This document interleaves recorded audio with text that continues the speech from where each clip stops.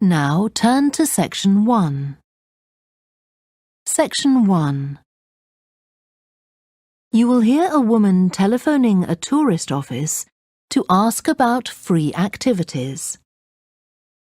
First, you have some time to look at questions 1 to 6.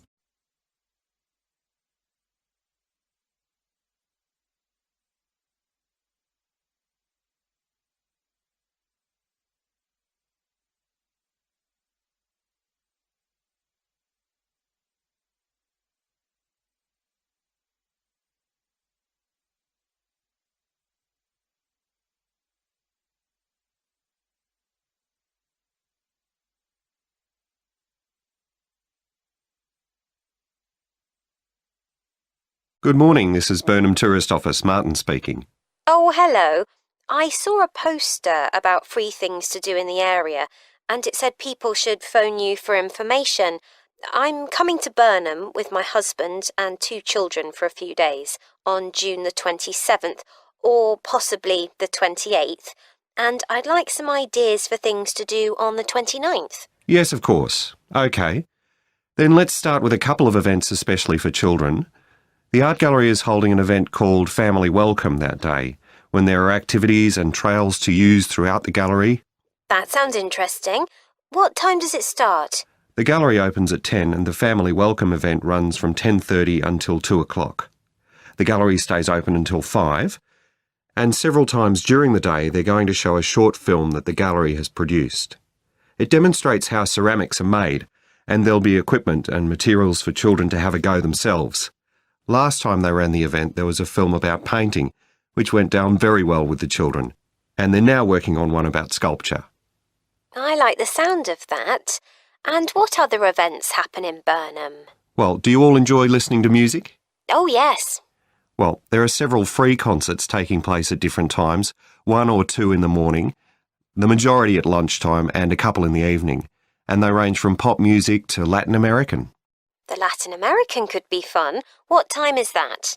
It's being repeated several times in different places. They're performing in the Central Library at 1 o'clock, then at 4 it's in the City Museum, and in the evening at 7:30 there's a longer concert in the theatre.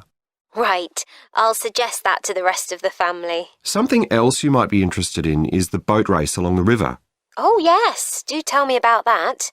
The race starts at Offord Marina to the north of Burnham and goes as far as Summer Pool. The best place to watch it from is Charlesworth Bridge, though that does get rather crowded. And who's taking part? Well, local boat clubs, but the standard is very high. One of them came first in the West of England Regional Championship in May this year. It was the first time a team from Burnham has won. It means that next year they'll be representing the region in the National Championship. Before you hear the rest of the conversation, you have some time to look at questions 7 to 10.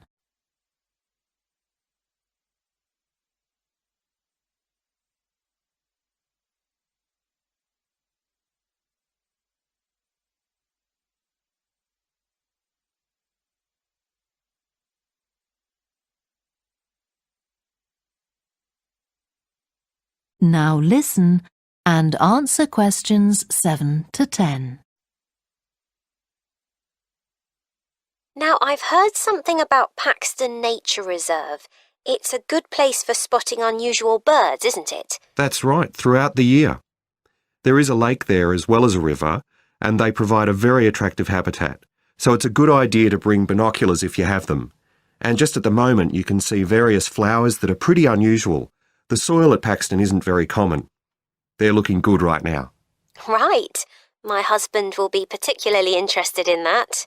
And there's going to be a talk and slideshow about mushrooms, and you'll be able to go out and pick some afterwards and study the different varieties.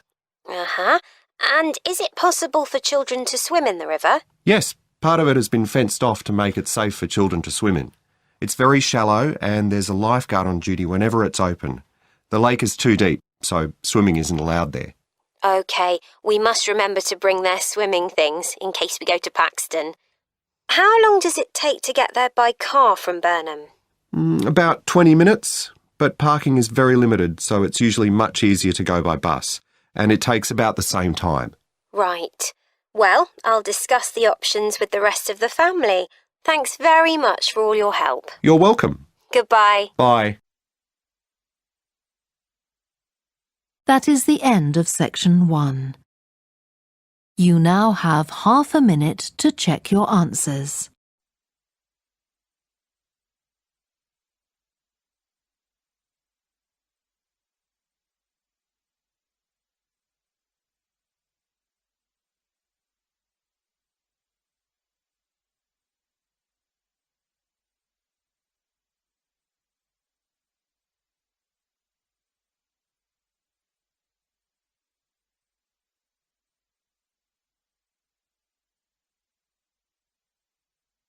Now turn to section 2. Section 2. You will hear a talk given by a woman called Shona Ferguson about changes in a town called Barford. First, you have some time to look at questions 11 to 15.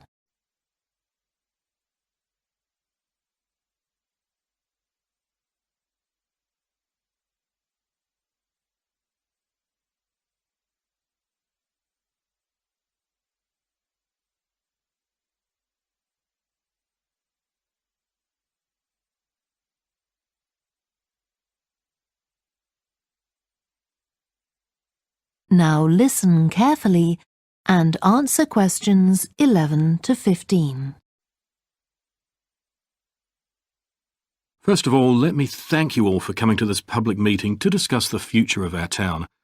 Our first speaker is Shona Ferguson from Barford Town Council. Shona. Thank you. First, I'll briefly give you some background information. Then I'll be asking you for your comments on developments in the town.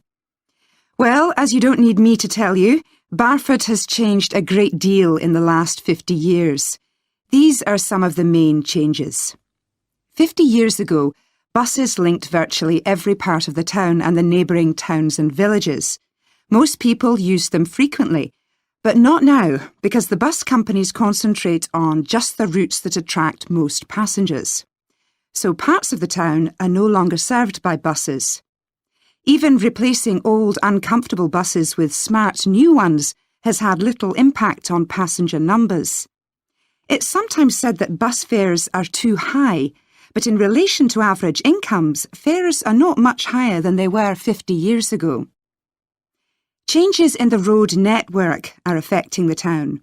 The centre was recently closed to traffic on a trial basis, making it much safer for pedestrians.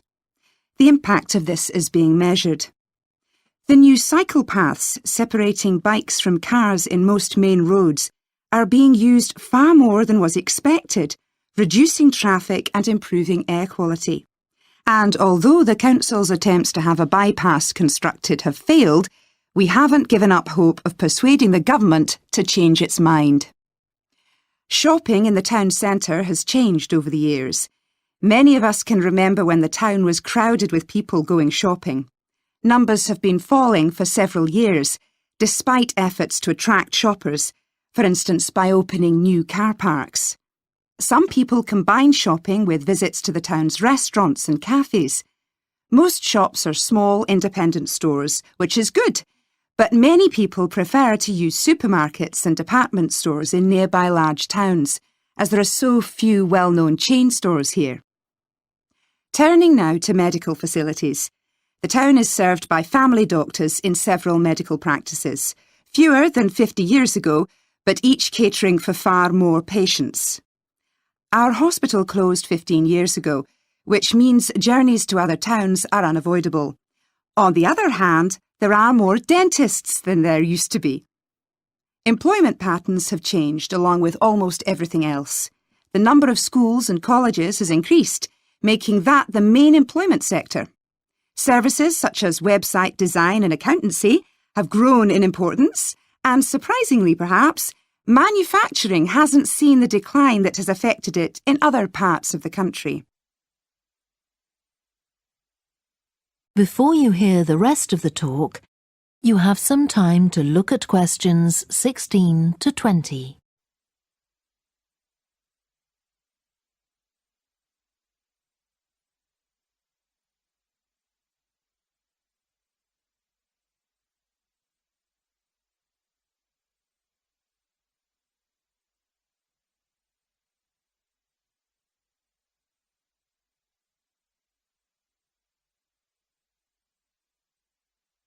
Now listen and answer questions 16 to 20. Now I'll very quickly outline current plans for some of the town's facilities before asking for your comments. As you'll know if you regularly use the car park at the railway station, it's usually full. The railway company applied for permission to replace it with a multi-storey car park, but that was refused. Instead, the company has bought some adjoining land, and this will be used to increase the number of parking spaces. The Grand, the old cinema in the High Street, will close at the end of the year and reopen on a different site. You've probably seen the building under construction. The plan is to have 3 screens with fewer seats rather than just the one large auditorium in the old cinema. I expect many of you shop in the indoor market. It's become more and more shabby looking, and because of fears about safety, it was threatened with demolition. The good news is that it will close for 6 weeks to be made safe and redecorated, and the improved building will open in July. Lots of people use the library, including school and college students who go there to study. The council has managed to secure funding to keep the library open later into the evening, twice a week. We would like to enlarge the building in the not-too-distant future, but this is by no means definite. There's no limit on access to the nature reserve on the edge of town, and this will continue to be the case. What will change, though, is that the council will no longer be in charge of the area. Instead, it will become the responsibility of a national body that administers most nature reserves in the country. OK, now let me ask you if you have... That is the end of section 2. You now have half a minute to check your answers.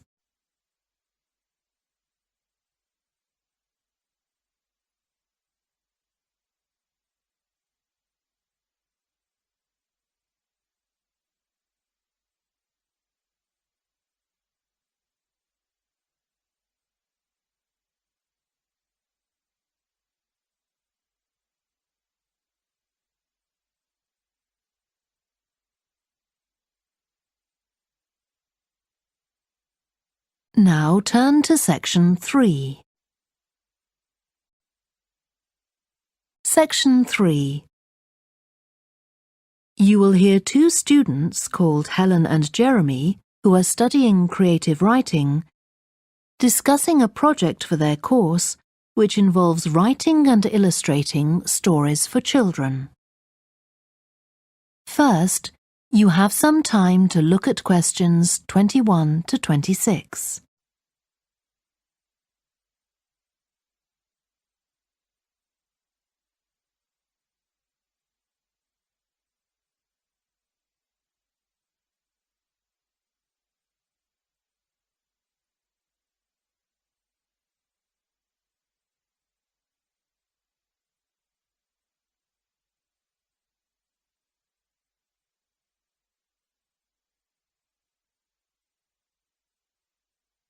Now listen carefully and answer questions 21 to 26. Hello, Helen. Sorry I'm late. Hi, Jeremy, no problem. Well, we'd better work out where we are on our project, I suppose. Yeah, I've looked at the drawings you've done for my story, The Forest, and I think they're brilliant. They really create the atmosphere I had in mind when I was writing it. Oh, I'm glad you like them. There are just a few suggestions I'd like to make. Go ahead. Now, I'm not sure about the drawing of the cave. It's got trees all around it, which is great, but the drawing's a bit too static, isn't it? I think it needs some action. Yes, there's nothing happening. Perhaps I should add the boy, Malcolm, isn't it? He would be walking up to it. Yes, let's have Malcolm in the drawing. And what about putting in a tiger?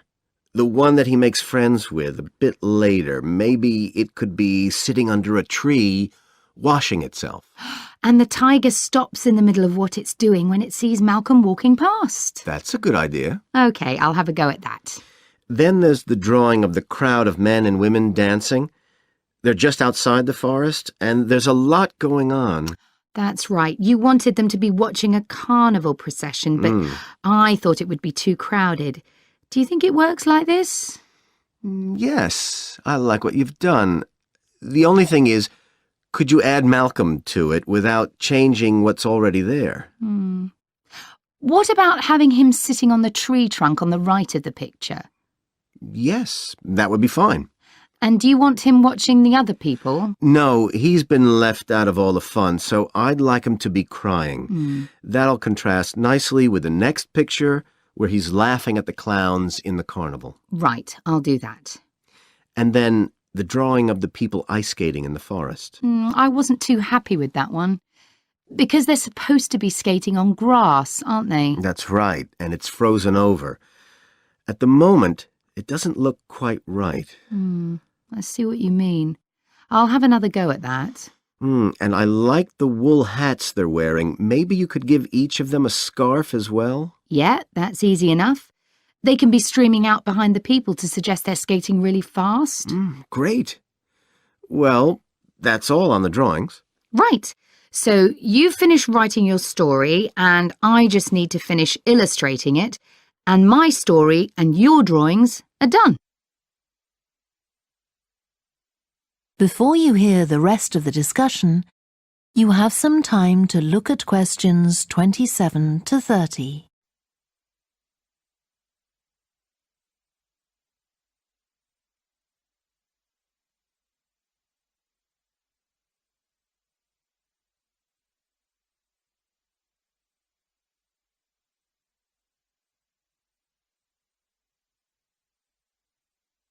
Now listen and answer questions 27 to 30.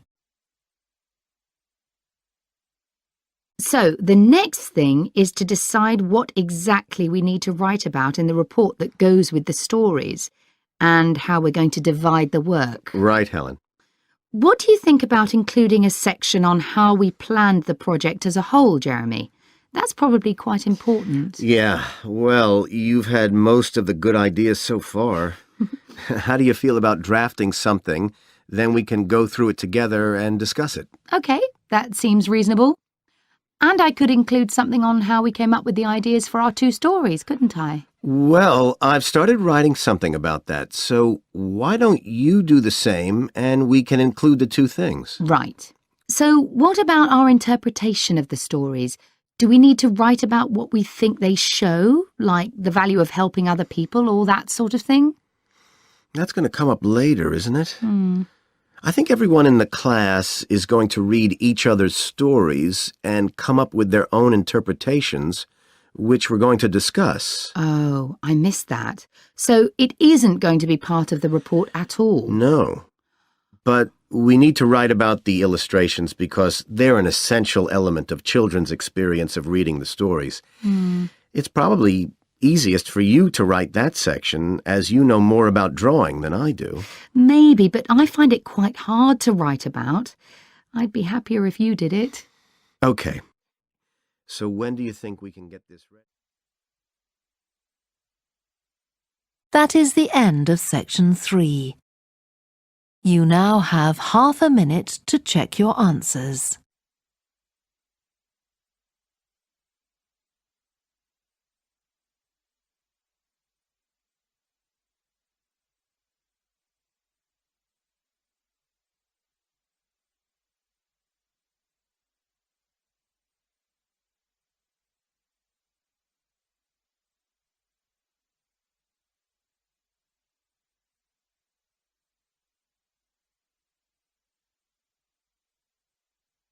Now turn to section 4.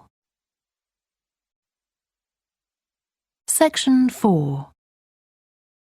You will hear part of a lecture to business students about the use of one particular type of research known as ethnography.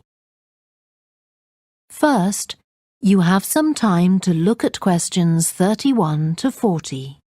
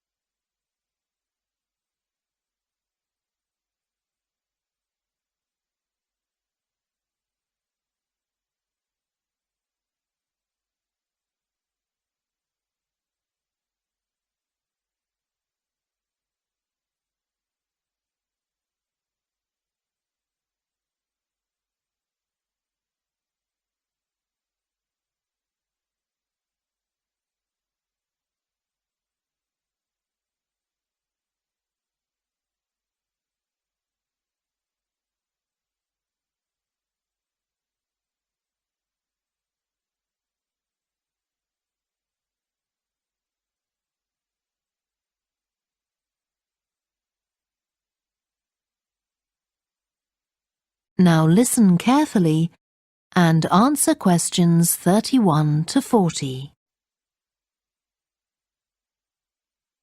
So, what I'm going to talk about to you today is something called ethnography. This is a type of research aimed at exploring the way human cultures work. It was first developed for use in anthropology, and it's also been used in sociology and communication studies. So, what's it got to do with business, you may ask? Well, businesses are finding that ethnography can offer them deeper insight into the possible needs of customers, either present or future, as well as providing valuable information about their attitudes towards existing products. And ethnography can also help companies to design new products or services that customers really want. Let's look at some examples of how ethnographic research works in business. One team of researchers did a project for a company manufacturing kitchen equipment. They watched how cooks used measuring cups to measure out things like sugar and flour. They saw that the cooks had to check and recheck the contents because although the measuring cups had numbers inside them, the cooks couldn't see these easily. So a new design of cup was developed to overcome this problem, and it was a top seller. Another team of ethnographic researchers looked at how cell phones were used in Uganda, in Africa. They found that people who didn't have their own phones could pay to use the phones of local entrepreneurs. Because these customers paid in advance for their calls, they were eager to know how much time they'd spent on the call so far. So the phone company designed phones for use globally with this added feature. Ethnographic research has also been carried out in computer companies. In one company, IT systems administrators were observed for several weeks. It was found that a large amount of their work involved communicating with colleagues in order to solve problems, but that they didn't have a standard way of exchanging information from spreadsheets and so on. So, the team came up with an idea for software that would help them to do this. In another piece of research, a team observed and talked to nurses working in hospitals. This led to the recognition that the nurses needed to access the computer records of their patients no matter where they were. This led to the development of a portable computer tablet that allowed the nurses to check records in locations throughout the hospital. Occasionally, research can be done even in environments where the researchers can't be present. For example, in one project done for an airline, respondents used their smartphones to record information during airline trips, in a study aiming at tracking the emotions of passengers during a flight.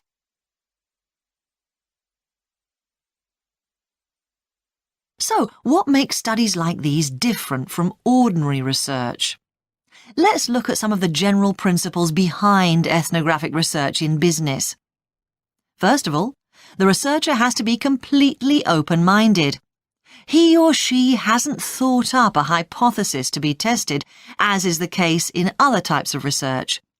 Instead, they wait for the participants in the research to inform them. As far as choosing the participants themselves is concerned, that's not really all that different from ordinary research. The criteria according to which the participants are chosen may be something as simple as the age bracket they fall into, or the researchers may select them according to their income, or they might try to find a set of people who all use a particular product, for example. But it's absolutely crucial to recruit the right people as participants. As well as the criteria I've mentioned, they have to be comfortable talking about themselves and being watched as they go about their activities.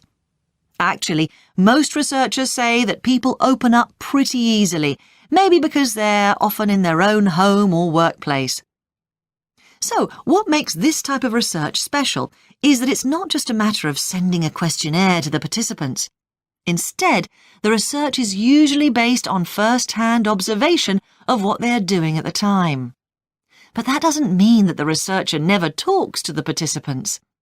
However, unlike in traditional research, in this case, it's the participant rather than the researchers who decides what direction the interview will follow. This means that there's less likelihood of the researcher imposing his or her own ideas on the participant. But after they've said goodbye to their participants and got back to their office, the researcher's work isn't finished. Most researchers estimate that 70 to 80% of their time is spent not on the collecting of data, but on its analysis, looking at photos, listening to recordings and transcribing them, and so on. The researchers may end up with hundreds of pages of notes. And to determine what's significant, they don't focus on the sensational things or the unusual things. Instead, they try to identify a pattern of some sort in all this data and to discern the meaning behind it.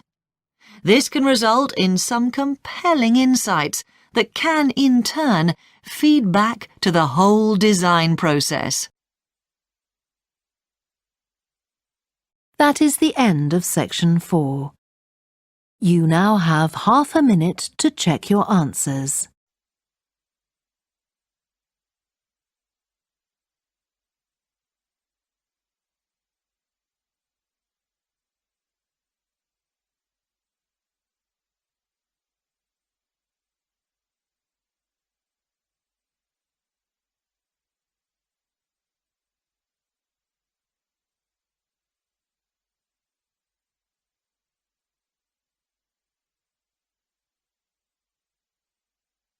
That is the end of the listening test. You now have 10 minutes to transfer your answers to the answer sheet. Please stop writing and wait for your question booklet to be collected.